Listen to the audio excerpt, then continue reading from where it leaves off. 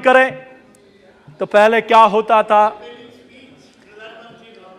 कभी 2G होता था, कभी 3G होता था, कोई शक्कर खा जाता था,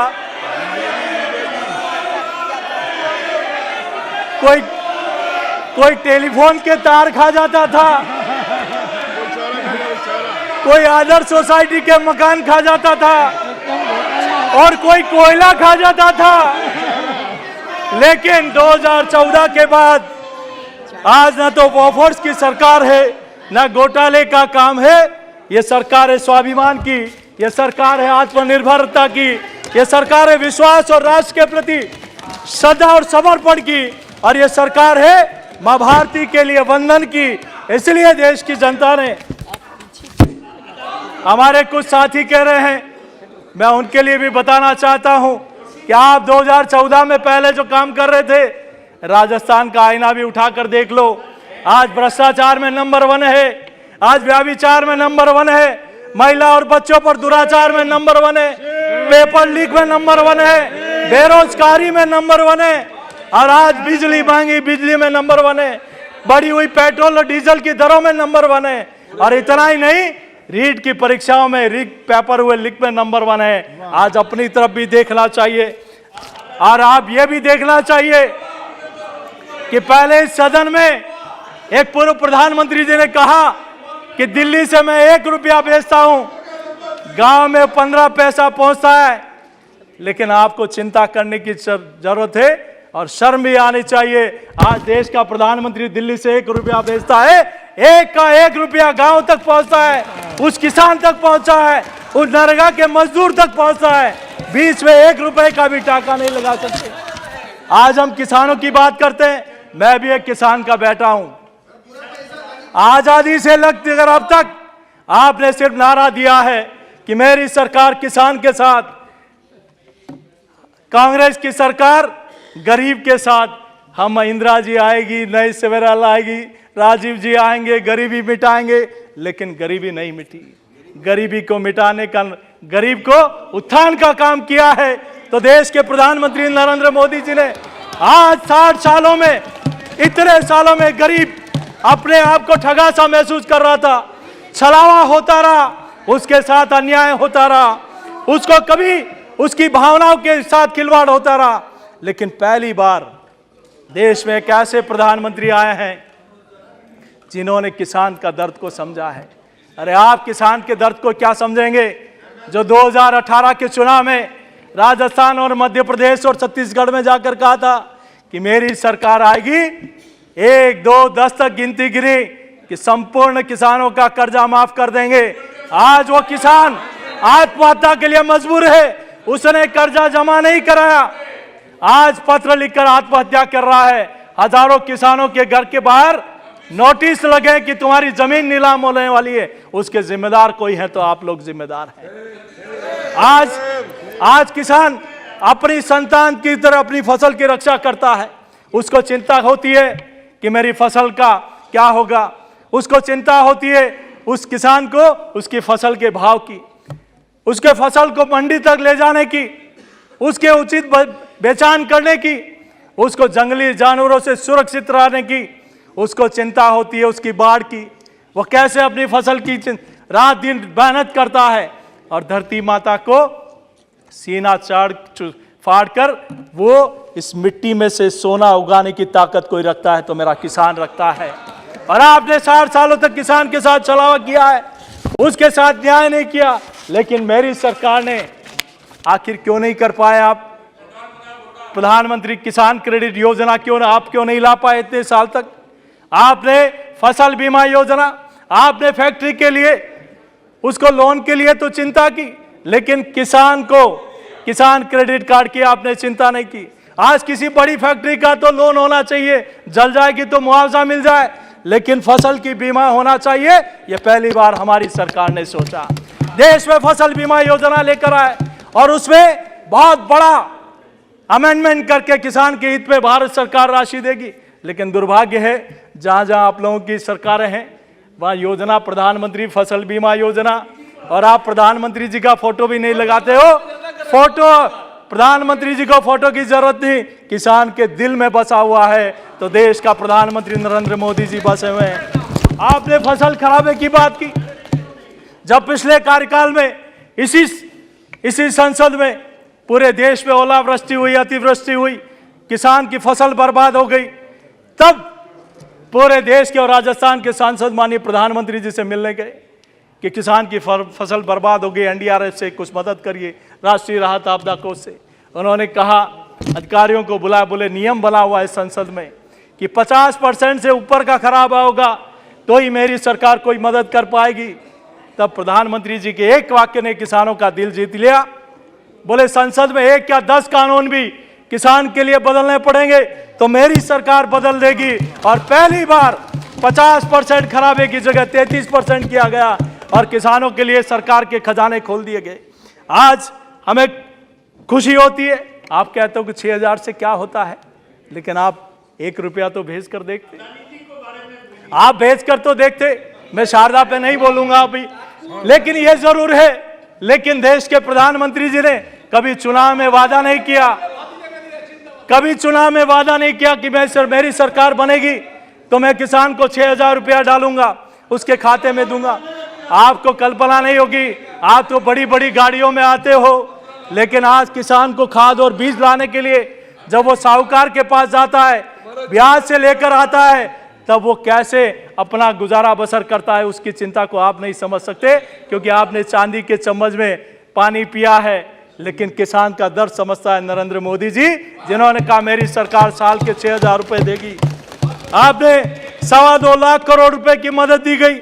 और खास बात यह है कि हमारी मातृशक्ति, हमारी माताएं बहनें जो खेत में काम करती है, 3 करोड़ हमारी लाभार्थी महिलाएं हैं, 54,000 करोड़ महिला हमारी मातृशक्ति के सीधे खाते में गए।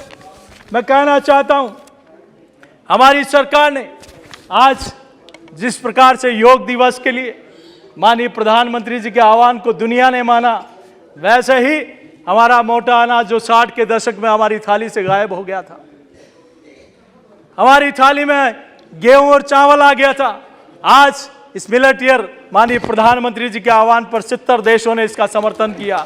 श्री अन्न योजना इस 2023 में आप भली आलोचना करो, लेकिन आप भी अगर इसका टेस्ट करोगे तो आपका शुगर, जो बीपी शुगर बढ़ जाता है, वो कंट्रोल में रहेगा। इसका लाभ ले। योजनाओं का लाभ तो चोरी छुपे करते लेते ही हैं, टीका भी चोरी छुपे लगाते हैं, तो इसका भी, मोटे अनाज का भी लाभ ले। आपका सेहत ठीक रहेगा तो देश, क्योंकि प्रधानमंत्री जी दुनिया के लिए सोचते हैं, पूरे देश को अपना परिवार मान के चलते हैं, तो आप भी स्वस्थ रहेंगे तो देश स्वस्थ रहेगा। सॉइल हेल्थ कार्ड योजना किस प्रकार से माननीय प्रधानमंत्री जी ने कि मेरी भारत माता के सीने में हमारा किस प्रकार से खाद के माध्यम से उसकी स्वच्छता के लिए ध्यान रखा जाए। 23 करोड़ किसानों ने मिट्टी का परीक्षण किया। 6,000 करोड़ प्रतिवर्ष 11 करोड़ किसानों के लिए पीएम किसान सम्मान निधि योजना के माध्यम से मिला। 38 करोड़ किसानों को प्रधानमंत्री फसल बीमा योजना के माध्यम से लाभ मिला। 1260 मंडियों की स्थापना, ई मंडी की स्थापना हुई है। एमएसपी मिनिमम सपोर्ट प्राइस आत्मनिर्भर अन्नदाता को बनाने के लिए, लेकिन आपकी सरकार ने बाजरा के लिए एक पत्र लिखना था खाली भारत सरकार को। आज राजस्थान का किसान औने पाने दामों में उसको बाजरा बेचना पड़ रहा है। आज सब्सिडी का 2 लाख करोड़ रुपया किसान के पास जाता है। नीम कोटेड यूरिया। आज हम बात करें बिजली की, राजस्थान में आप लोगों ने वादा किया था कि महंगी बिजली नहीं देंगे, 24 घंटा 8 घंटा बिजली देंगे, लेकिन आज राजस्थान का किसान कड़कड़ाती ठंड में खेती कर रहा है। आने वाला चुनाव भी ठंड में है, आपको ठंड लगाने वाला है राजस्थान का किसान, आप चिंता करने की आवश्यकता नहीं है। हम भारत जोड़ो की बात करें, आज प्रधानमंत्री जी ने कहा कि हम डायरेक्ट बेनिफिट योजना के माध्यम से जन आधार मोबाइल से फर्जी लाभार्थियों को हटाने का काम किया। जो वास्तव में पात्र है उस व्यक्ति को लाभ मिले, उस योजना का लाभ मिलना चाहिए। इसके लिए 300 से ज्यादा योजनाओं का सीधा पैसा लाभार्थियों के बैंक में गया। 27 लाख करोड़ से ज्यादा की रकम, आपको भी आश्चर्य होता होगा कितने जीरो लगते हैं, इतने सीधे व्यक्ति के लाभार्थियों के खातों में गई है। हम जीएसटी की बात करें, हम एक देश वन नेशन वन टैक्स, कुछ लोग कहते हैं पहले भी आपके समय इस प्रकार की बात आई थी, लेकिन आप हिम्मत नहीं कर पाए। आप जमीन से आपका एक कदम आगे नहीं बढ़ पाया। लेकिन देश के लिए साहसिक निर्णय लेने का काम भी कोई साहसिक व्यक्ति कर सकता है। वन नेशन वन टैक्स, आज देश के व्यापारी भी खुश हैं और तो इस देश की अर्थव्यवस्था में अपना महत्वपूर्ण अपनी भूमिका भी अदा कर रहे हैं। माननीय प्रधानमंत्री जी ने इस देश को आध्यात्मिक रूप से जोड़ा, डिजिटल रूप से जोड़ा, इस देश को रेलों से जोड़ा, इस देश को हाईवे से जोड़ा, इस रेल को हवाई मार्ग से जोड़ा, ऑप्टिकल फाइबर से जोड़ा, आर्थिक रूप से जोड़ा, किसानों की उपज को मंडी से जोड़ा, शिल्पियों के उत्पाद को वैश्विक बाजारों से जोड़ा, कला से जोड़ा, देश के हौसलों से जोड़ा, सेना को इरादों से जोड़ा और विश्व में भारत के विश्वास को जोड़ा। इसलिए लोग कहते हैं मोदी जी है तो मुमकिन है। ये अंतरात्मा की आवाज से निकलता है, ये कोई ऊपर से नहीं। जब व्यक्ति मन से आशीर्वाद देता है और मन से देश के लिए काम करता है तो निश्चित रूप से ईश्वर भी उनका साथ देता है। हमारी सरकार ने जिन्होंने इस देश की रियासतों का एकीकरण किया, सरदार वल्लभ भाई पटेल गगनचुंबी प्रतिमा बनाकर, पूरे विश्व की सबसे ऊंची प्रतिमा बनाकर उनको सच्ची श्रद्धांजलि देने का काम किया। तो आदरणीय हमारी सरकार ने किया। हम उस पार्टी से आते हैं जो जोड़ने का काम करती है। और आजकल तो जो एक दूसरे की शक्ल भी नहीं देखते, एक दूसरे से बात भी नहीं करते थे, आजकल गले में गले मिलाकर, हाथ से हाथ मिलाकर उनको जोड़ने का काम भी हमारी सरकार ने और हमारी पार्टी ने किया है। माननीय अध्यक्ष जी, आप भारत जोड़ की बात करने निकले हैं। पहले राजस्थान में 2 लोगों को जोड़ के तो दिखा दो। पहले राजस्थान में 2 लोगों को जोड़ के दिखा दो। एक कहता है कि एक ऐसा जादूगर है जो तिजोरी में बिना ताले खोलते ही पेपर को लीक कर देता है, तो दूसरा कहता है कि मेरी पार्टी में दूसरा कोरोना आ गया। नालायक है इस प्रकार के, उनको तो जोड़ के दिखा दो।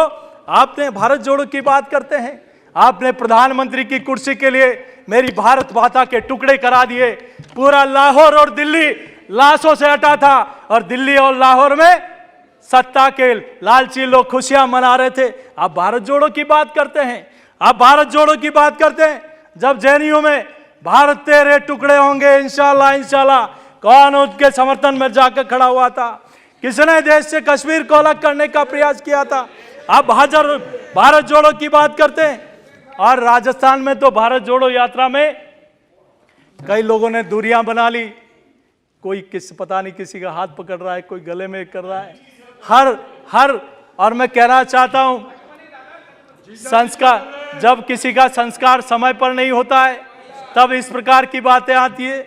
गर्भाधान संस्कार का भी अपना समय होता है, मुंडन संस्कार का, नामकरण संस्कार का, लेकिन उम्र पार होने के बाद भी जब किसी का पणिग्रह संस्कार नहीं होता है तब इस प्रकार की बातें सामने आती है।